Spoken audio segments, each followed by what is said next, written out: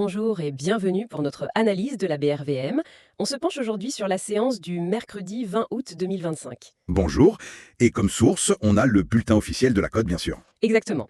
L'idée, c'est de décrypter ensemble les infos clés, les mouvements importants sur les marchés actions et obligations. Et d'entrée de jeu, on peut dire que la séance a été assez contrastée. Des signaux un peu divergents, quoi. Oui, c'est ça. Si on regarde les grands indices, le BRVM Composite, il termine à 317,30 points. Ça fait une petite baisse, moins 0,13% sur la journée. Léger repli, oui. Et le BRVM 30 suit un peu cette tendance, moins 0,06%. Par contre, ce qui est intéressant, c'est le PRVM Prestige. Lui, il résiste. Il finit même en hausse de 0,25%. C'est notable, effectivement.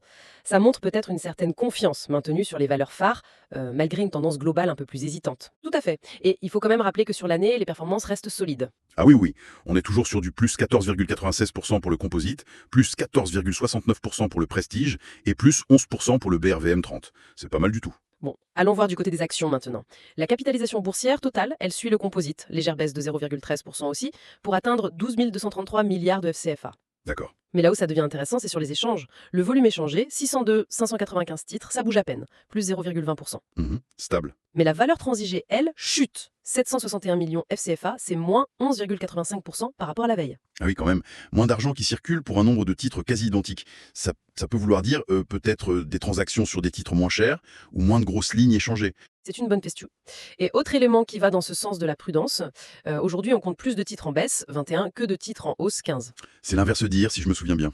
Donc oui, un petit coup de frein sur l'enthousiasme général des actions. Exactement. Mais alors attention, si les actions sont un peu sur la réserve. Ouais. Le marché des obligations, lui, a connu une journée spectaculaire. Ah bon? Racontez-moi ça. La capitalisation, bon, elle baisse un tout petit peu, moins 0,12%, 10 456 milliards, rien de fou. D'accord. Mais le volume échangé, Accrochez-vous. plus 7 775%. Pardon, vous avez dit plus 7775%. C'est énorme. Énorme. On parle de 31 187 titres obligataires échangés, et la valeur suit, bien sûr, 163 millions FCFA, soit une hausse de plus 4 241%. Waouh. C'est le fait marquant de la journée, clairement. On passe de 4 lignes actives hier à 8 aujourd'hui. Il y a eu un afflux massif sur les obligations. C'est ce contraste qui frappe. Prudent sur les actions et cette activité débordante sur les obligations. Qu'est-ce que ça peut signifier, d'après vous? L'interprétation la plus immédiate, c'est sans doute une recherche de refuge, de sécurité. Face à un marché action qui hésite un peu, qui devient peut-être plus sélectif, les investisseurs se sont peut-être massivement tournés vers les obligations, jugées moins risquées. C'est une dynamique très nette sur cette séance. D'accord, mais malgré cette ambiance mitigée sur les actions, il y a quand même eu de belles performances individuelles des tops. Ah oui, il y a toujours des gagnants. Ayer Liquide CI, par exemple, plus 7,27%, Sucre Ivoire CI, plus 7,24%, SAFCI, plus 7,04%.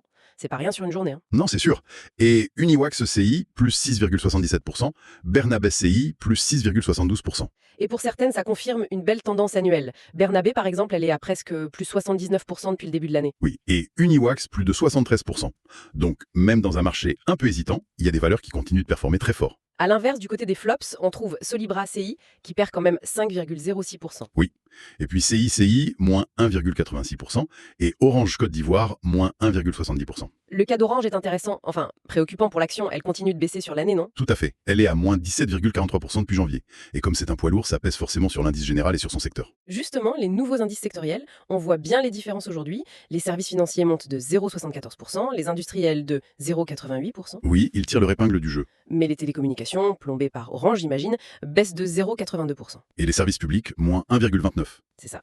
Et ce qui est toujours frappant avec ces secteurs, ce sont les écarts de valorisation. Le PER. Ah oui, les ratios cours-bénéfices. Exactement. Pour le secteur consommation de base, on est à un PER moyen de 127,77. C'est gigantesque. Presque 200. Et pour les industriels, Seulement 5,46. L'écart est abyssal. Ça montre des attentes radicalement différentes des investisseurs. clairement. Pour finir ce tour d'horizon, quelques indicateurs globaux pour le BRVM Composite. Le PER moyen de l'ensemble du marché est élevé, 40,86. Oui, ça reste un marché assez cher en termes de bénéfices actuels. Le taux de rendement moyen des dividendes s'établit à 6,81%.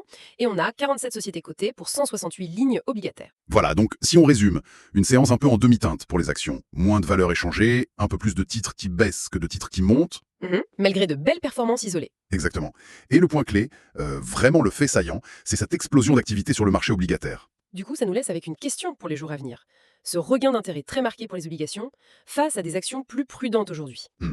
Est-ce que c'est juste ponctuel ou est-ce que ça annonce une tendance plus générale, une recherche accrue de sécurité de la part des opérateurs? C'est une excellente question. C'est vraiment l'élément à surveiller pour comprendre la dynamique future du marché régional. Une plus grande aversion au risque qui s'installe, possible, à suivre de près.